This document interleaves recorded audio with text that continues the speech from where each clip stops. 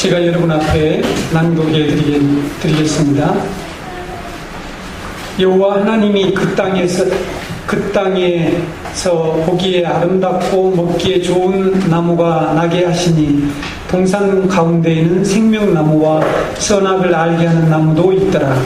강이 에덴에서 흘러나와 동산을 적시고 거기서부터 갈라져 내 근원이 되었으니 첫째 이름은 비손이라. 금이 있는 하율라 온 땅을 둘렀으며 그 땅의 금은 순금이요 그곳에는 베델리엄과 호마나도 있으며 둘째 강의 이름은 기온이라. 구스 온 땅을 둘렀고 셋째 강의 이름은 히데겔이라. 아수르 동쪽으로 흘렀으며 넷째 강은 유브라데더라. 여호와 하나님이 그 사람을 이끌어 에덴 동산에 두어 그것을 경작하며 지키게 하시고 여호와 하나님이 그 사람에게 명하여 이르시되 동산 각종 나무의 열매는 내가 임의로 먹되 선악을 알게 하는 나무의 열매는 먹지 말라. 내가 먹는 날에는 반드시 죽으리라 하시니라. 아멘.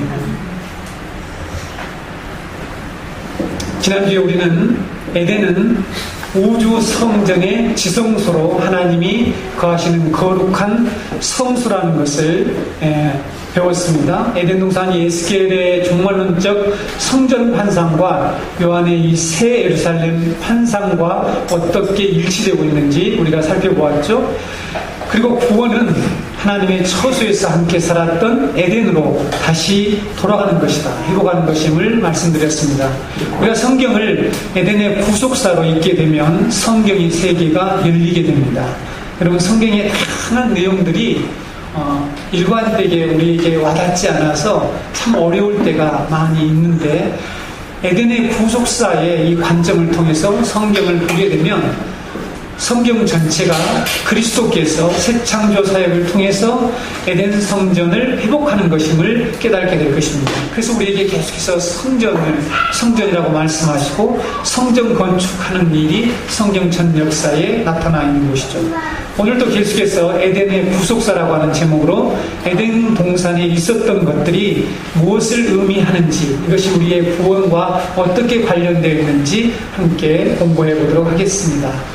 본문 9절 에덴 성소에는 보기에 아름답고 먹기에 좋은 모든 나무들과 두 개의 특별한 나무, 생명나무와 선악을 알게 하는 나무가 있었다라고 말씀하고 있습니다. 우리말 성경에는 먹기에 좋은 나무 이렇게 되어 있는데 원문에는 모든 나무라고 하는, 온갖 나무라고 하는 모든이 들어있습니다. 그래서 영어에 보게 되면 every가 들어있죠. every가 들어있고 히브리어는 콜 이렇게 되어 있고 콜 에츠라고 하는 이런 단어가 나와 있죠. 모든 나무들이 있었습니다. 그러니까 에덴 동산에는 세 종류의 나무가 있었다, 이렇게 여러분들이 기억하시면 되겠습니다.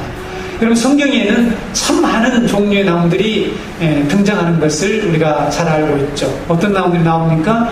우리가 잘 아는 포도나무들, 무화과나무, 종려나무, 떨기나무, 아카시아나무, 감람나무, 백향목나무, 석류나무, 사과나무도 나오는 거 알고 계시죠? 네. 살구나무도 나오고요. 여러 종류의 나무들이 등장하고 있습니다.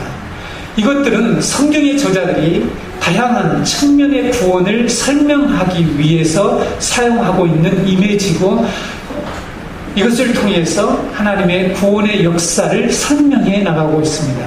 여러분, 시편 80편 8절에서 12절을 보시게 되면 주께서 한 포도나무를 애굽에서 가져다가 민족들을 쫓아내시고 그것을 심으셨나이다. 주께서 그 앞서 가꾸셨으므로 그 뿌리가 깊이 박혀서 땅에 가득하며 그 그늘이 산들을 가리고 그 가지는 하나님의 백향목 같으며 그 가지가 바닥까지 뻗고 넝굴이 강까지 미쳤거늘 주께서 어찌하여 그 담을 허시사 길을 지나가는 모든 이들이 그것을 따게 하셨나이까? 라는 이런 말씀이 있죠. 하나님께서 한 포도나무를 애굽에서 가져다가 민족들을 쫓아내시고 그것을 심으셨다. 가나안 땅으로 옮긴 그 과정, 구원의 과정을 한 포도나무를 애굽에서 가져다가 심었다라고 말씀합니다. 하나님께서 앞서서 이것을 잘 가꾸셨다고 하는 거죠. 애굽에 있었던 그 고난의 기간이 하나님께서 가꾸는 기간으로 이렇게 설명을 하고 있습니다. 이와 같이 성경의 나무들은 하나님께서 이 구원에 관한 계획과 구원의 역사를 설명하는 데에 비유로 사용하고 있습니다. 여기에서 우리가 방금 읽은 말씀에서도 이스라엘의 부요함을 상징하기 위해서는 백향목 나무를 사용하고 있죠.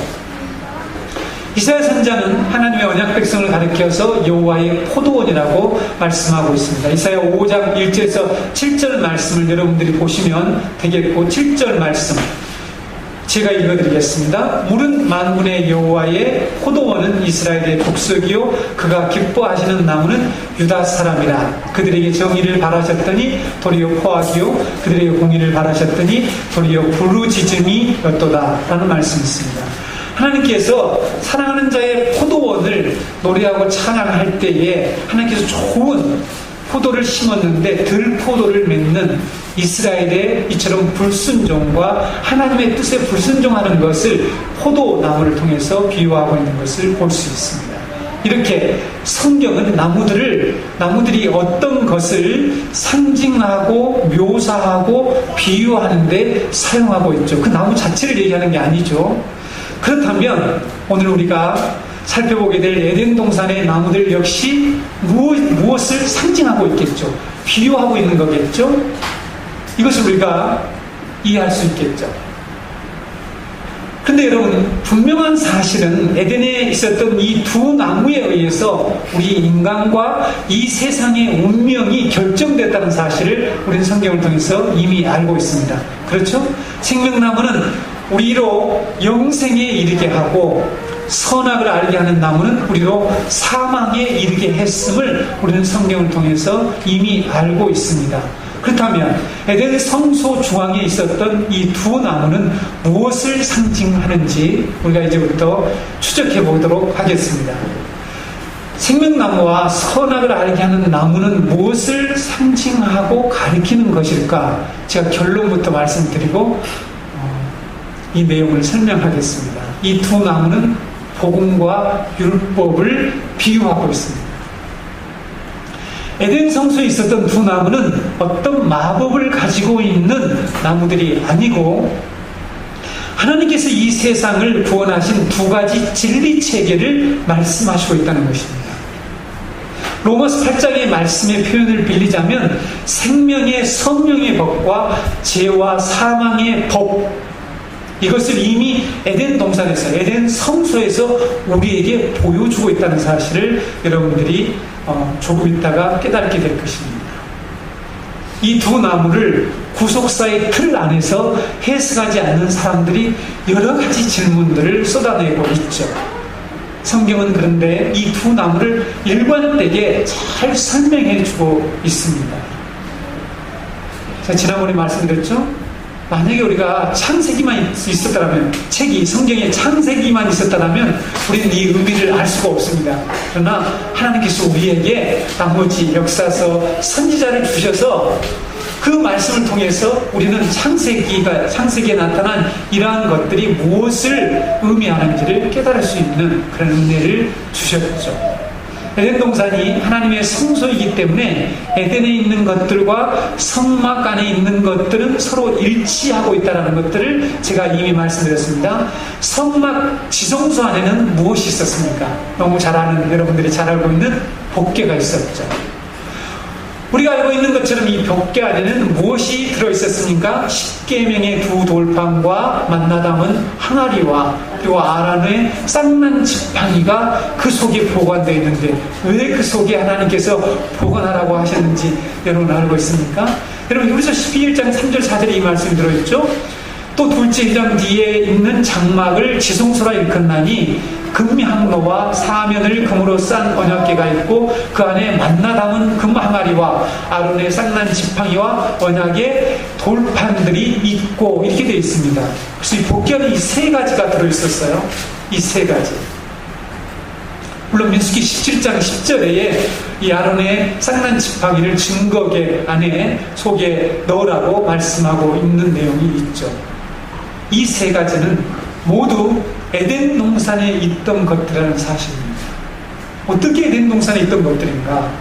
십계명, 여러분 우리가 말하는 전체적으로 율법은 선악을 알게 하는 나무를 상징하고 있습니다. 실제로 선악과 나무는 최초의 율법이었죠. 맞죠? 최초의 율법이었죠. 하나님이 주신 법이 선악과 나무, 금지 명령을 하셨잖아요. 이걸 먹는 날에 너희들이 반드시 죽게 된다라고 하는, 먹지 말라라고 하는 하나님께서 이 율법을 주신 거죠. 여러분, 사무엘 6장, 우리 최근에 묵상했죠. 매일성경에서 6장에 나온 사건이 무엇입니까? 다윗 왕이 법궤를 이렇게 옮기는 과정에서 나아군 타당마당에 왔을 때 소들이 뛰어가지고는 법궤가 떨어지려고 할 때에 우사가 그것을 붙잡았습니다. 붙들는데 어떻게 됐습니까? 즉사했어요. 즉사. 바로 죽었습니다. 이 사건을 우리는 잘 알고 있죠. 이 말씀을 우리가 묵상하면서 또 많은 사람들이 왜 하나님은 선한 의도로 불가항력적인 상황에서 그런 행동을 한, 그래서 법궤를 잡은 이 우사를 죽였을까요? 하는 이런 의문을 우리들이 가지고 있었습니다. 그런데 이 사건이 오늘 본문 17절, 내가 선악을 알게 하는 나무를 먹는 날에 반드시 죽으리라고 하는 이 말씀과 깊이 연관되어 있다는 사실입니다.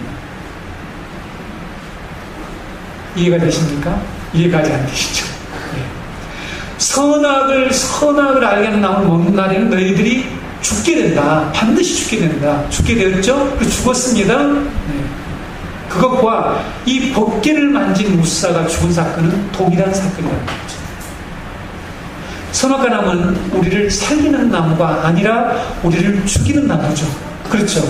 율법은 우리를 살리는 것이 아니라 우리로 하나님의 심판 아래 두고 하나님의 진노를 이루고 결국에는 우리에게 사망 선고를 내리는 그런 역할을 하게 되죠. 맞습니까?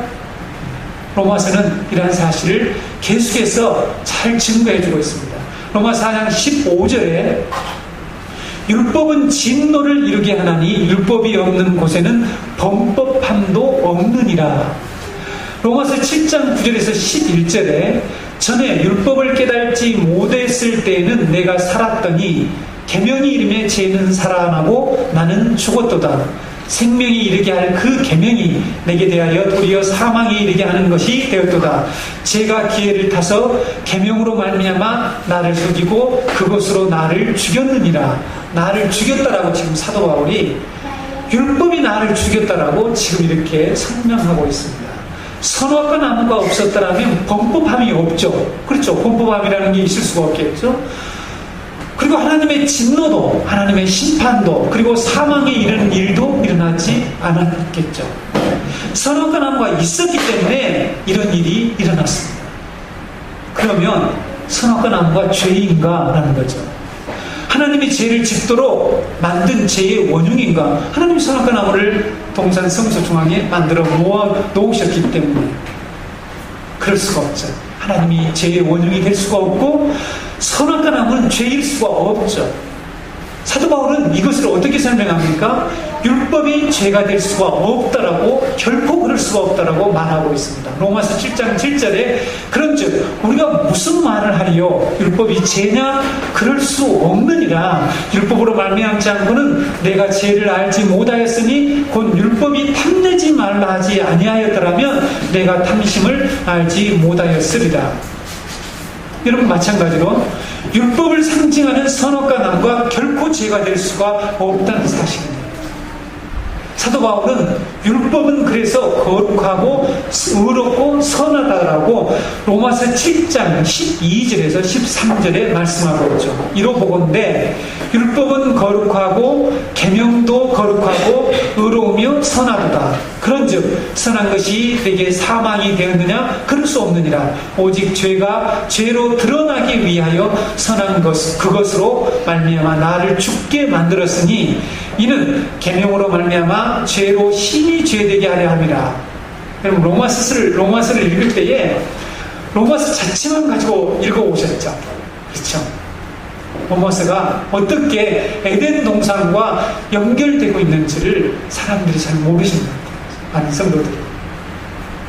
지금 사도 바울이 하는 이 모든 말씀이 결국 에덴 동산에서 이미 우리에게 가시적으로 이 두 나무를 통해서 하나님이 보여주셨다는 사실입니다. 선악과 나무가 바로 이 율법의 역할을 했다는 거죠.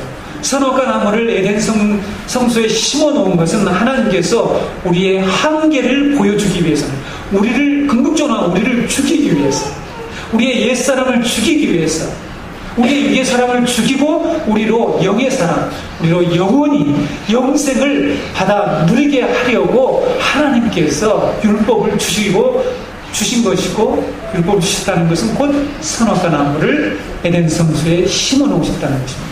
많은 사람들이 질문을 하죠. 하나님께서는 왜 에덴 동산에 선악과 나무를 심어 놓고 사람을 시험하시고 타락하게 만드셨느냐? 하나님에게 책임을 돌리잖아요. 그렇죠. 근데 또 하나님이 그렇게 할 수 없다라고 그러니까 우리 머릿속은 복잡하잖아요. 헷갈리지 않았어요? 하나님 왜 선악과 나무를 만들어 놓으셨고, 분명히 하나님 만들어 놓으셨기 때문에 사람들이 그걸 먹어서 타락 때문에 원흉이 하나님이라고 해야만이 맞는데, 그렇게 또 하지 말라고 그러니까 그렇게 할 수도 없고, 이럴 수도 없고 저럴 수도 없고, 우리 머리는 복잡하고, 그래서 정리가 안 되단 말이에요. 그렇지 않습니까? 지금 여러분 안 그러신다는 겁니까? 지금 많은 사람들이 이 복음이 이 정리가 안 돼서 뒤죽박죽 돼가지고는 참 이해할 수 없다. 근데 또 하나님을 죄인으로 이렇게 죄를 만드시는 분으로 만들 수도 없고, 이렇게 어려움을 겪고 있는데 그렇지 않습니다. 분명하게 여기서 설명을 하고 있죠. 에덴의 선악과 나무가 없었더라면 아담과 하와가 유혹을 받지 않았을 것이고 범죄하지 않았을 것이 아닌가. 그렇지 않습니다. 이렇게 질문을 하지만 그렇지 않습니다. 선악과 나무는 아담과 하와를 유혹하고 시험하기 위해서가 아니라 우리의 한계를 드러내기 위해서라는 거죠. 그 한계가 무엇입니까? 우리 인간은 피조물에 불과하고, 인간은 하나님과 정상적인 관계 속에서만 생명을 누릴 수 있는 존재라는 것을 하나님께서 법으로 주셨죠. 그래서 율법은 선한 거예요. 의로운 거예요. 그래서 우리가 방금 읽은 이 말씀처럼 율법은 우리에게 생명을 주려고 했는데 이것이 우리에게 사망을 가져왔는데 맞느냐? 그럴 수 없다라고 말하고 있지 않습니까? 그렇죠? 여러분 로마서를 자세히 읽어보세요. 그럴 수 없다라고 말씀하고 있습니다.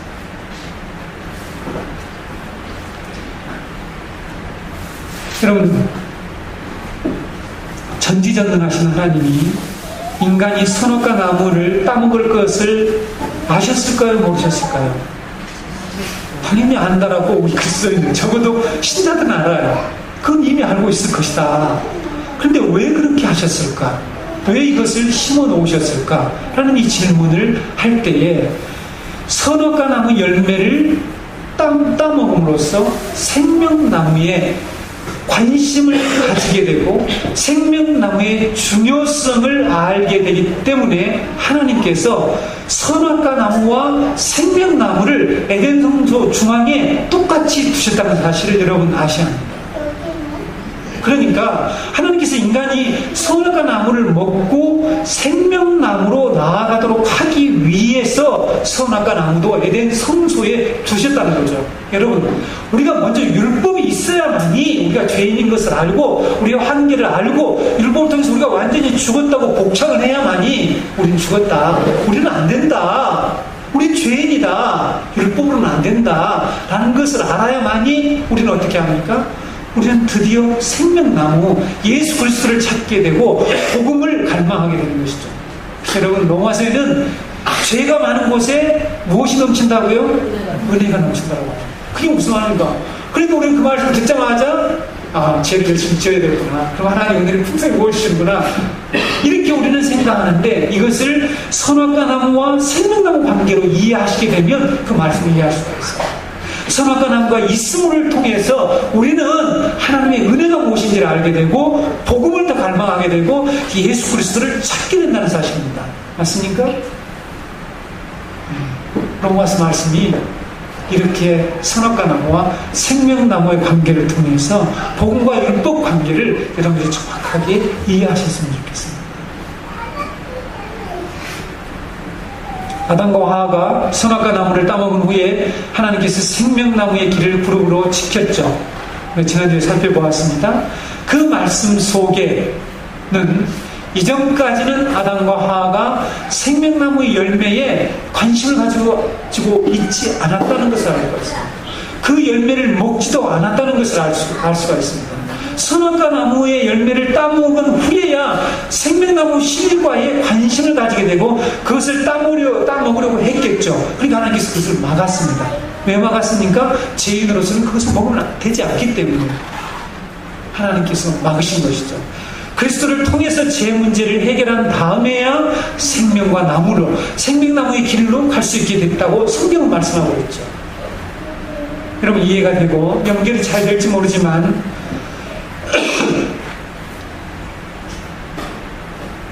이제부터 여러분 이렇게 보셔야 합니다. 율법을 주신 것은 그리스도를 찾고 복음으로 나아가도록 하기 위한 것과 같은 원리라는 거죠. 그렇죠?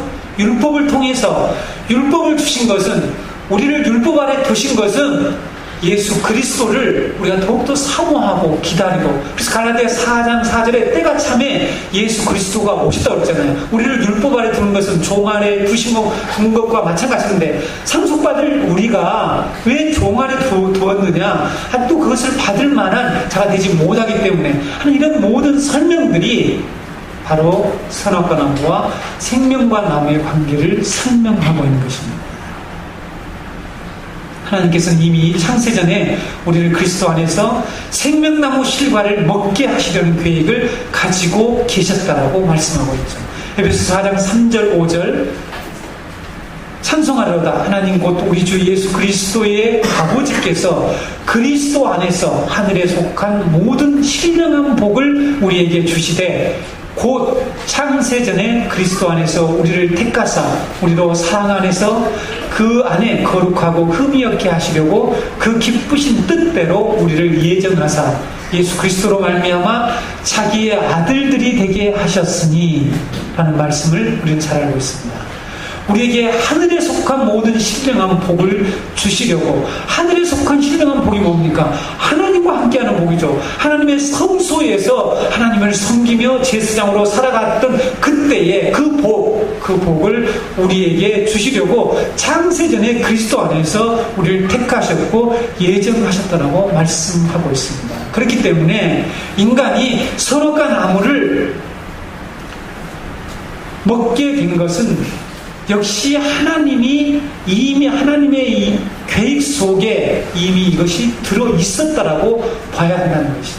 인간이 선악과 나무 열매를 먹게 될 때 바로 자신의 한계를 알게 되고 자신의 죄악을 알게 되고 자신이 생명나무의 열매를 먹어야 된다고 하는 그 사실을 비로소 인식하게 되기 때문에 선악과 나무는 있어야 될까요? 없어야 될까요? 있어야 된다는 것이죠. 이것이 바로 율법이 있어야 할 중요한 목적이고 율법의 역할이라고 로마서에서 설명하고 있습니다. 우리 인간은 하나님의 율법을 지킬 수가 없고 율법으로는 구원을 받을 수가 없다는 것을 알게 되는 것이 바로 이 선악과 나무에서 이미 하나님께서 가시적으로 우리에게 보여주고 있는 것입니다. 그래서 우리는 생명나무 대신 그리스도께 나아가 그리스도가 주시는 이 복음을 먹고 그리스도 안에서 하늘에 속한 신령한 복을 받는 자가 된다. 이것이 에덴의 구속사라는 사실입니다. 생명나무, 에덴 성소에 있었던 생명나무가 예수 그리스도를 예표한다고 말씀드렸습니다. 그리고 우리가 복음을 통해서 받게 될 이 영생을 상징하고 있는 것이죠. 여러분 요한복음 1장 4절에 요한복음 1장에 태초에 말씀이 계셨느니라고 태초에 로고스인 예수 그리스도를 쭉 소개하고 있죠. 1장 4절에 가서 그 안에, 그 로고스죠. 로고스 예수 그리스도입니다. 로고스 안에 생명이 있었으니 이 생명은 사람들의 빛이라. 또 생명과 빛을 일치시키고 있습니다. 예수님이 생명나무라고 하는 것을 여기서 말씀하고 있는 것이죠. 여러분 선서학자들은 모두 다 성막의 등대가 있었잖아요. 성막의 등잔대가 7촛대입니다. 촛대가 7개라고 했죠. 이 완전수를 얘기하고 있는 것이죠. 7촛대는 에덴 동산의 생명나무를 가리킨다고 하는 것에 일치하고 있습니다. 그렇죠? 그래서 여러분 에덴 동산과 성막은 동일한 내용, 동일한 것을 말하고 있다라고 계속 제가 여러분에게 말씀드렸죠.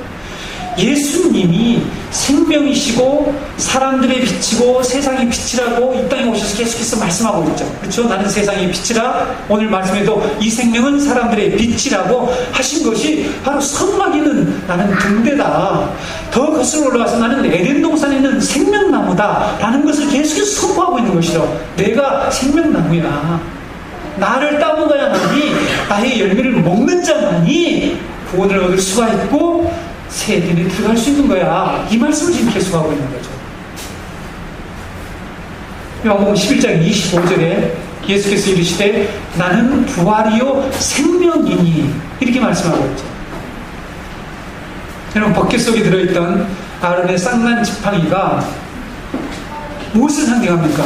부활을 상징하잖아요. 부활하고 12지파의 모든 이름을 써서 이 지팡이가 있는데 아론의 지팡이에서는 이 제사장인 아론의 지팡이에서만 싹이 났잖아요. 그렇죠?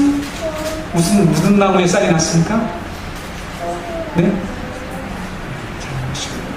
여러분, 살구나무의 스갈에서 살구나무의 형상, 살구나무 이런 것이 얼마나 그러니까 이 나무가 하나님의 이 구원의 역사에 관한 다양한 설명들을 지금 성경의 기자들이 하고 있던 것을 우리가 이해해야 됩니다. 쌍난 지팡이는 바로 예수 그리스도의 부활을 상징하고 있었죠. 에덴 동산의 생명나무를 상징하고 있었던 것입니다. 여러분, 그 만나가 왜 그 속에 들어있는지 좀 이따 보석에서 제가 설명해 드릴 텐데, 바로 이 법궤 속에 들어있는 이 세 가지는 이미 에덴 동산에 있었던 것들을 그 안에 넣어서 이스라엘 백성들은 계속해서 무엇을 사모하도록? 에덴을 사모하도록 하신 것입니다. 하나님께서 에덴 동산에 두 나무를 두셔서 장차 어떻게 하나님께서 그리스도를 통해서, 이 복음을 통해서, 예수 그리스도를 통해서 구원하실 것인 것을 가시적으로 우리가 볼 수 있도록 보여주는 모형이 바로 이 에덴 동산에 있었던 두 나무라는 사실입니다. 에덴의 강들에 대해서 우리가 살펴보겠습니다. 본문 10절에서 14절의 말씀을 보게 되면 에덴으로부터 한 강이 흘러나와서 동산 전체를 적시고 4개의 강의 근원이 되었다라고 말씀하고 있죠. 비송강, 기온강, 히데겔강, 유브라데 강의 근원이 되었다고 말씀하고 있습니다. 조만간에 제가 여러분에게 성경의 수신학에 대한 숫자에 대해서 여러분에게 같이 말씀을 드린다고 그랬죠. 성경의 4라고 하는 이 숫자는 온 세상을 가리킬 때 사용하는 숫자입니다. 물론 때로는 고난의 숫자를 상징합니다. 40년간 하는 40일간 하는 여러 가지 이런 숫자가 고난을 상징하기도 하지만 이 세상은 또 고난과 연결되어 있는 곳이죠. 그래서 이 4라는 숫자는 온 세상, 전 세계를 가리키는 숫자입니다. 그래서 에덴에서 흘러나온 이 강이 온 세상으로 흘러나가게 될 것을 말씀하고 있는 것입니다. 이와 똑같은 모습을 우리는 에스겔의 종말론적 이 성전 환상에서, 그리고 사도 요한이 본 새 예루살렘 환상에서 다시 보게 되죠. 에스겔서 47장 12절. 제가 수요일날 깜빡 잊어먹은 게 있습니다. 여러분에게 에스겔서 전체를 꼭 한번 읽어보고 오세요 라고 하려고 했는데 와서 잊어먹은 거죠. 창세기 강의하는 동안에 에스겔서를 꼭 한번 읽어보시고 요한계시록을 부지런히 한번 읽어보시면 아주 잘 여러분들이 이해될 것입니다. 에스겔서 47장 12절에 강 좌우 과에는 각종 먹을 과실나무가 자라서 그 잎이 시들지 아니하며 열매가 끊이지 아니하고 달마다 새 열매를 맺으리니 그 물이 성소를 통하여 나옵니다. 그 열매는 먹을만하고 그 잎사귀는 약재료가 되리라. 여러분, 이 말씀이 에덴 동산과 똑같지 않습니까? 성소를 통하여서 뭐가 나와요? 강물이 흘러나온다고 얘기하고 있습니다. 에덴이 어디라고요? 성소라고 그랬습니다. 에덴으로부터 한 강이 흘러나온 것과 물이 성소를 통하여 나오는 것과 똑같은 그 열매는 먹을만하고, 아까 먹기에 좋은 나무들이 에덴에 많이 있었다라고 말씀하고 있었죠. 요한계시록 22장 1절 2절에 보게 되면 또 그가 수정같이 맑은 생명수의 강을 내게 보이니 하나님과 및 어린 양의 보좌로부터 나와서 길 가운데로 흐르더라. 강 좌우에 생명나무가 있어 12가지 열매를 맺되 달마다 그 열매를 맺고 그 나무 잎사귀들은 만국을 치료하기 위하여 있더라. 에스겔 환상에서는 성소에서 물이 나왔고 요한계시록의 사도가 보는 환상에서는 하나님과 어린 양의 보좌로부터 물이 흘러나왔다라고 말씀하고 있습니다. 그래서 강 좌우에 있는 생명나무의 열매를 맺게 하고 그 열매와 잎사귀는 온 세상을 치료하는 그런 능력을 가졌다라고 말씀하고 있죠. 여러분 보세요. 에덴에서 흘러나오는 이 강, 그래서 온 세상으로 흘러가는 이 에덴에서 흘러나오는 강과 성소를 통하여서 나온 물, 하나님의 보좌로부터 흘러나오는 생명수의 강 모두가 동일한 곳에서 출발하고 동일한 곳을 발원지로 삼고 있죠. 그 동일한 곳을 무엇입니까? 하나님의 보좌, 에덴, 성소. 이게 똑같은 말이지 않습니까?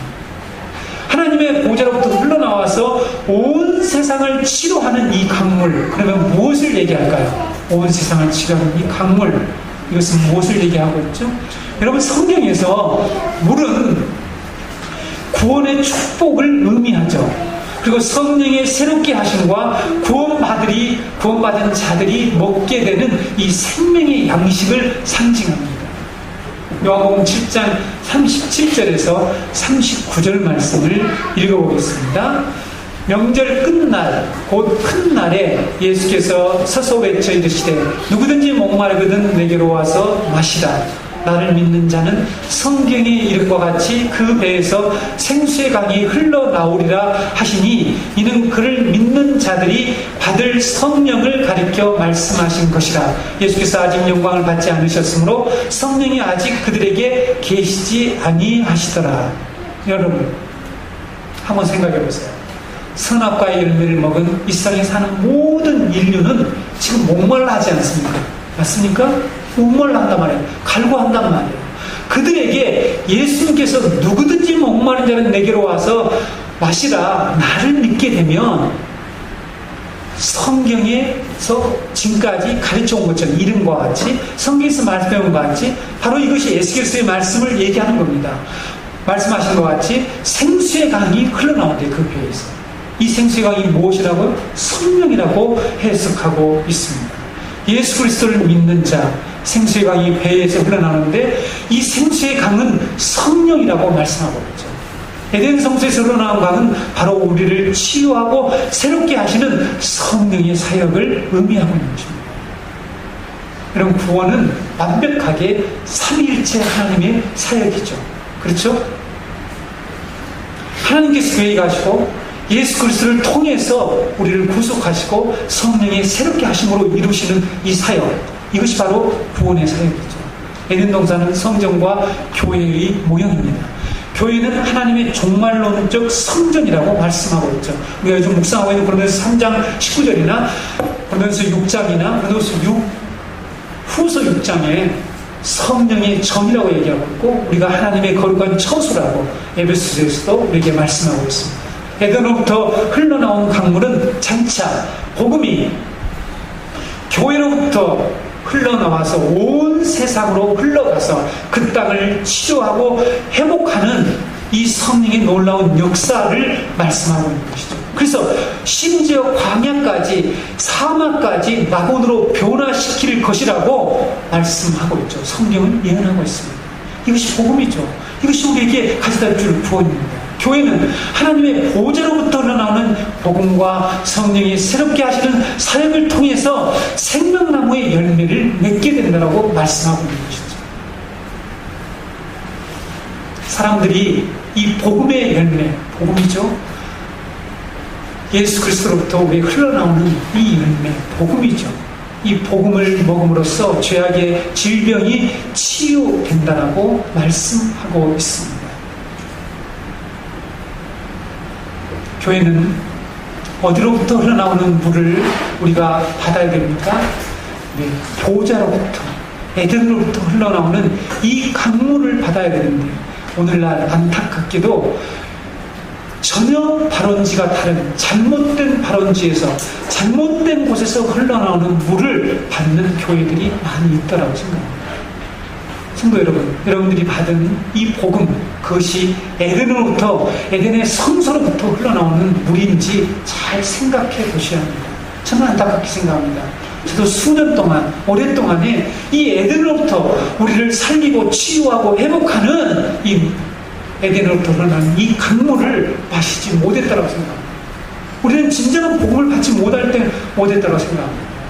오늘날 많은 교회가 번영의 복음, 계속해서 지금 이 세상에 교회들을 병들게 하고 이 복음을 들었지만 사람들이 치유되지 않고 회복되지 않는 이유가 바로 발원지가 잘못된 곳에서 흐르는 이 물을 먹고 있기 때문이라고 생각합니다. 성도 여러분, 이제 우리는 에덴 동산에서 흘러나오는 그 복음의 물을 먹는 그런 교회, 그런 성도들이 되어야만이 우리가 이 복음의 열매를 맺을 수 있다는 거죠. 강좌우의 생명나무의 열매를 맺어서 그 열매를 먹는 자들, 그 잎사귀를 먹는 자들이 하나님의 놀라운 치유하심을 경험하게 되고 궁극적으로 그들이 새 에덴의 복을 받게 된다라고 성경은 말씀하고 있습니다. 에덴 동산의 보석들이 무엇을 의미하는지 살펴보겠습니다. 에덴 동산에 오늘 11절, 12절을 보게 되면 에덴 동산에 보석들이 나오고 있습니다. 에덴 동산에 보석들이 나오는데 무엇이 나오죠? 11절에 보게 되면 첫째 이름은 비손이라 금이 있는데 하일라 온 땅을 둘렸으며 그 땅의 금은 순금이요. 여기 순금이라고 그랬죠? 다른 데는 정금이라고 했습니다. 그래서 똑같이 순금하든지 정금하든지 해야 되는데 순금, 정금인데 같은 말입니다. 그곳에는 베델리엄과 호마나도 있었으며 하고 이렇게 세 가지 지금 보석이 나오고 있죠. 여러분, 에덴 동산의 이 보석들이 어디에서 다시 등장합니까? 어디에서 가장 많이 볼 수가 있습니까? 네, 계시록에서 볼 수 있고 성막에서 볼 수가 있죠. 에덴에 있던 순금은 어디에서 많이 사용하고 있습니까? 성막에 있는 각종 기구들에서 많이 볼 수가 있죠. 덮개를 조각목으로, 아카시아 나무입니다. 조각목으로 만든 후에 순금으로 안팎을 전부 다 이렇게 둘러쌌죠. 그렇죠? 속죄소, 그 위에 있는 속죄소가 있습니다. 덮개 위에 뚜껑이 속죄소죠. 속죄소는 순금으로 만들었죠. 속죄소에 뭐가 있습니까? 그룹이 있었습니다. 그것도 순금으로 만들었죠.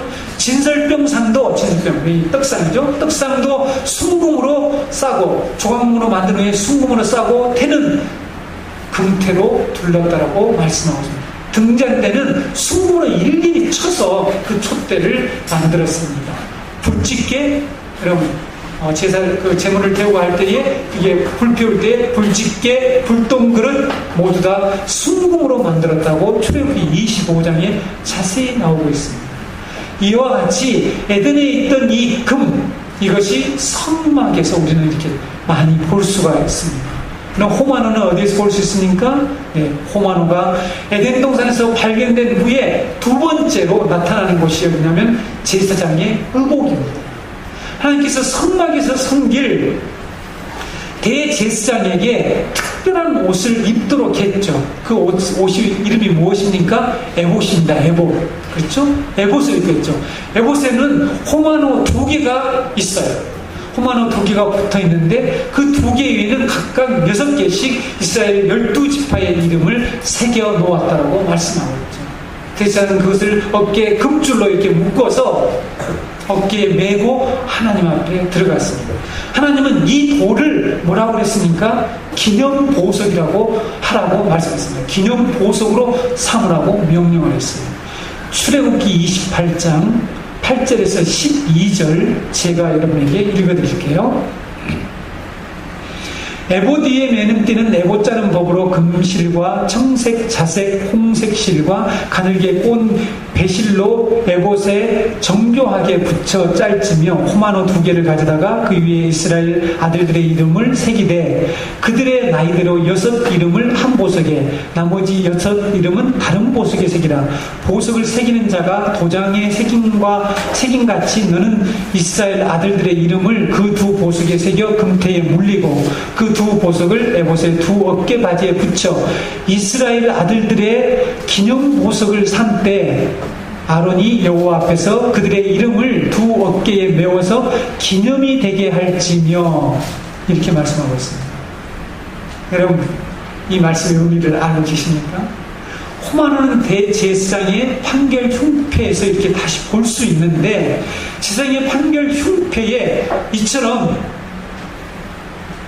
4줄로 보석 3개를 달아서 12개의 보석으로 만든 것이 판결 흉패입니다. 자, 여러분, 에봇에서 호마노를 볼 수가 있고요. 호마노를 또 어디에서 볼 수 있냐면 바로 이 판결 흉패, 이스라엘의 어떠한 하나님의 뜻을 물을 때에 판결할 때에 사용했던 흉패를 또 대제사장 가슴에 붙이고 있었는데, 그 속에는 그 분민과 이런 같은 우밈을 2개를 그 속에 넣어서 그걸 가지고 하나님의 뜻을 물었습니다. 거기에 12지파의 이름을 새겨놓은 4줄로 된 이처럼 보석이 4줄로 이렇게 붙어 있는데, 거기에 4째 줄에 호마노가 붙어 있었습니다. 4째 줄에는 녹보석, 호마노, 벽곡이 있었는데, 이렇게 호마노가 제사장의 흉패에서 볼 수가 있죠. 제사장이 성소에 들어갈 때 이 흉패를 가슴에 붙이고 여호와 하나님 앞에서 영원한 기념을 삼으라고 하나님께서 말씀하셨습니다. 출애굽기 28장 15절에서 29절을 여러분들이 보시고 29절만 제가 읽어드릴게요. 아론이 성소에 들어갈 때에는 이스라엘 아들들의 이름을 기록한 이 판결 흉패를 가슴에 붙여 여호와 앞에 영원한 기념을 삼을 것이니라. 여러분, 지금 이게 에봇에 붙어있는 이 보석과 그 다음에 흉패에 있는 이 보석에서 통일된 하나님의 명령을 볼 수가 있죠. 그게 무엇입니까? 기념을 삼으라는 거죠. 기념 보석을 삼으라고 말씀하고 있습니다. 제사장의 가슴에 붙인 판결 흉패의 보석을 붙여서 여호와 앞에서 기념을 삼으라고 했고, 호마노 2개의 에봇에 붙은 호마노 2개는 기념 보석으로 삼으라고 말씀하고 있습니다. 자, 여러분, 이제부터 중요합니다. 하나님께서 무엇을 기념하라고 기념 보석을 삼으라고 했을까요? 무엇을 영원히 기념하라고 했을까요? 이것이 도대체 무슨 의미일까요? 우리에게는 무슨 의미가 있을까요? 성막에는, 우리는 성막이 없죠? 우리에게는 무슨 의미가 있을까요? 오늘 신약시대에 복음을 받은 우리에게는 어떤 의미가 있냐는 것입니다. 최근에 우리 주명진 집사님 가족이 해외여행을 다녔는데 기념품 사오셨어요? 그곳에 있는 혹시 기념품 가져오셨나요? 저도 해외에 나가서 기념품을 산 경험이 있습니다. 우리가 국내나 해외여행을 갔을 때 여행 장소에서 그곳에서 기념이 될 만한 기념품을 사올 때가 종종 있습니다. 그렇죠? 그것이 기념이 될 만한, 저는 이제 사진이나 엽서 같은 걸 사올 때가 있습니다. 저희 집에 가보면 조그만 사진들이 있는 게, 그게 사실은 실제 그림이 아니고 아주 싼 기념품을 다시 액자로 만든 것들인데, 그 기념품을 집에 가져다 놓고는 그것을 볼 때마다 무슨 생각을 하죠? 여행 갔던 그때를 생각을 합니다.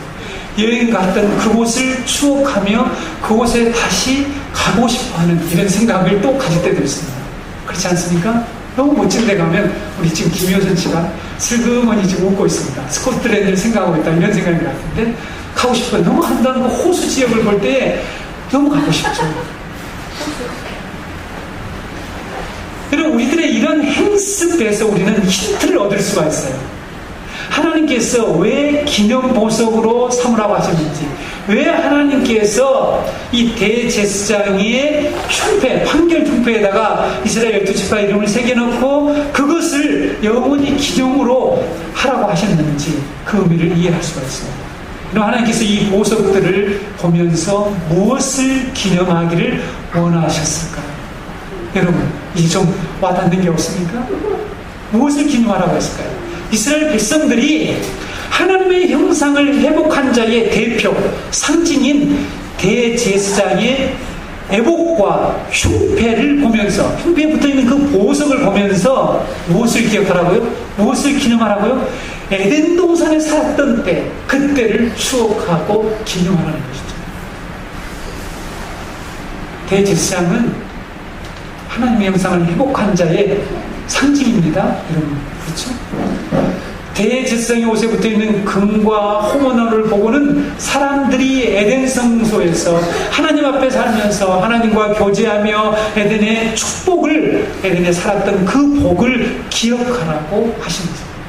에덴 성소에서 하나님의 제사장으로서 하나님의 안식에 참여하며 살던 그때를 추억하라고, 기념하라고 말씀하신 것입니다. 더 나아가서 보석들에 새겨진 자신들의 이름을 보면서 두 번이나 새겼잖아요. 에봇과 흉패에. 이것을 보면서 하나님께서 지금 우리를, 자신들을 에덴으로 회복시키고 계신다고 하는 것을 기억하라고 말씀하신 것입니다. 성도 여러분, 우리도 성막을 조만간에 공부하게 될 텐데, 이 성막을 보면서 하나님이 지금 우리를 에덴으로 회복시켜 나가고 계신다, 하나님이 구속하고 계신다라는 것을 끊임없이 반복적으로 기억하라고, 기념하라고 말씀하신 것입니다.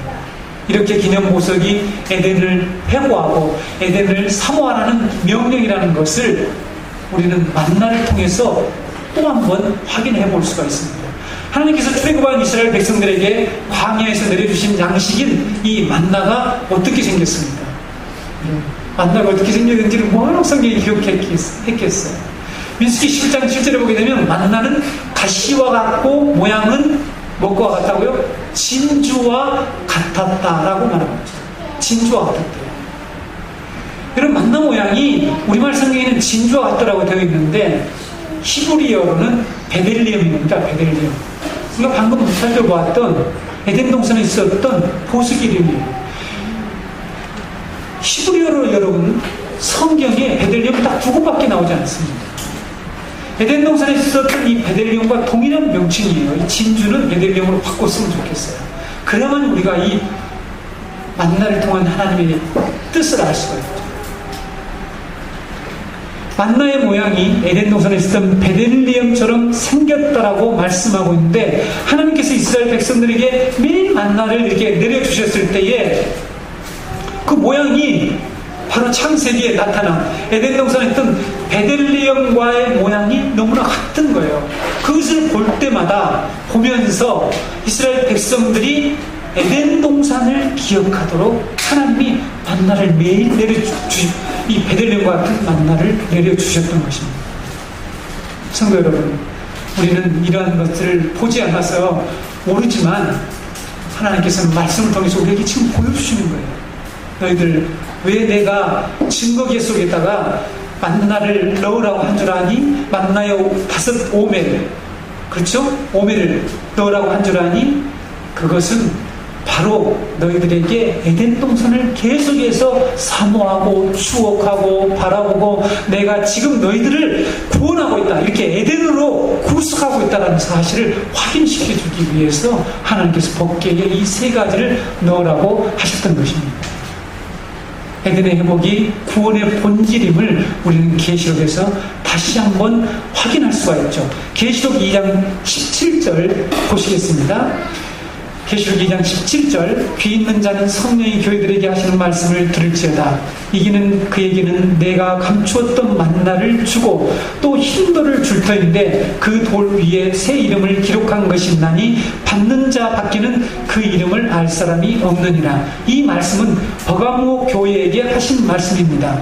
감추었던 만나와 흰돌을 주신다는 말씀이 무엇을 뜻하는 것일까요? 이는 무엇을 의미합니까? 이단과 사이비들은 또 이것을 이상하게 해석해서 이것이 자기들에게 있다고 이렇게 유혹을 하죠. 그래서 자기들에게 와야만이 이것을 받을 수 있다고 별 희한한 소리를 하는데, 이것은 바로 에덴에 들어가는 구원의 복을 주시겠다라고 하는 상징적인 표현인 것입니다. 그렇죠? 감추었던 만나를 주고 힘돈을 주시겠대요.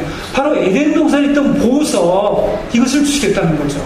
바로 하나님이 우리에게 주시는 이 생명나무를 주시겠다는 거냐. 생명나무를 통해서 열렸던 그 열매를 우리에게 주시겠다라고 말씀하고 있는 것이죠.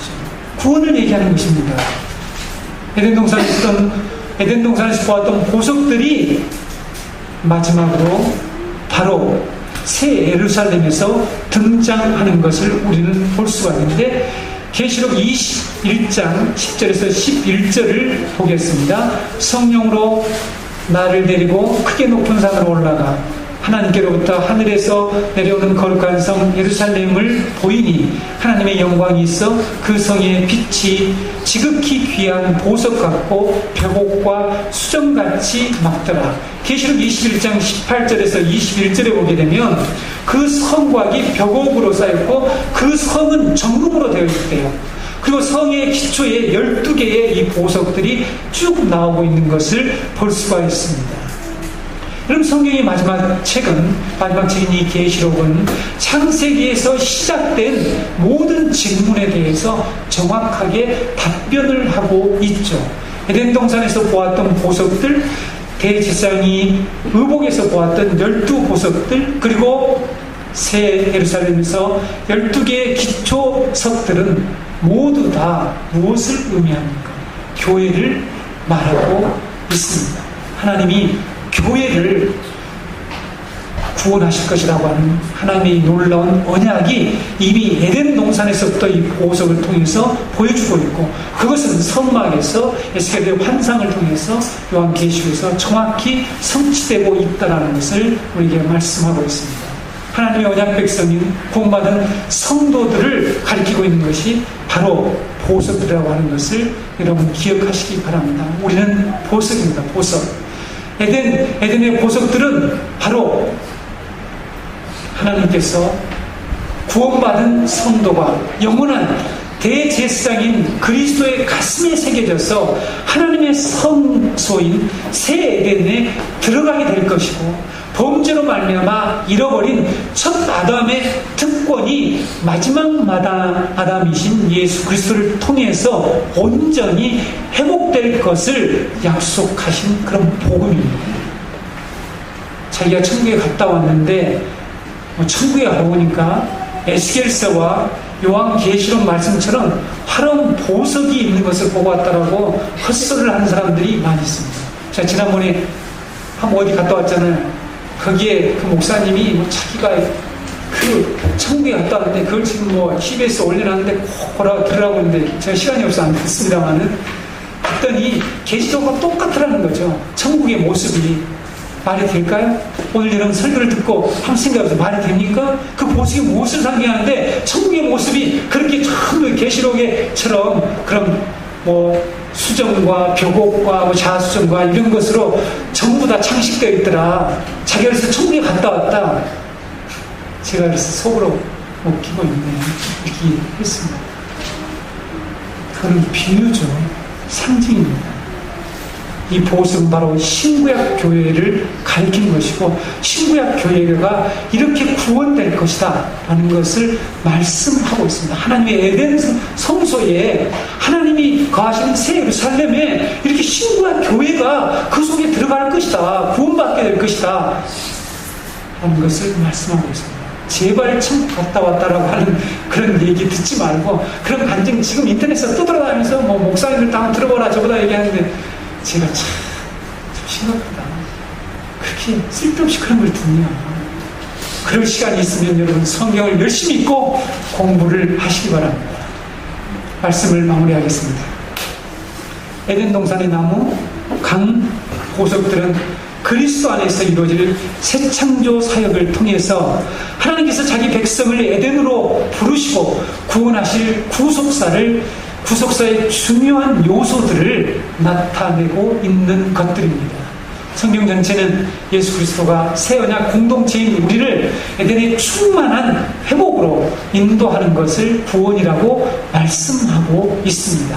이제 우리는 이 구원의 복음을 듣고 점차 회복되고 완성될 낙원 새 에덴을 소망으로 삼고 살아가는 자들입니다.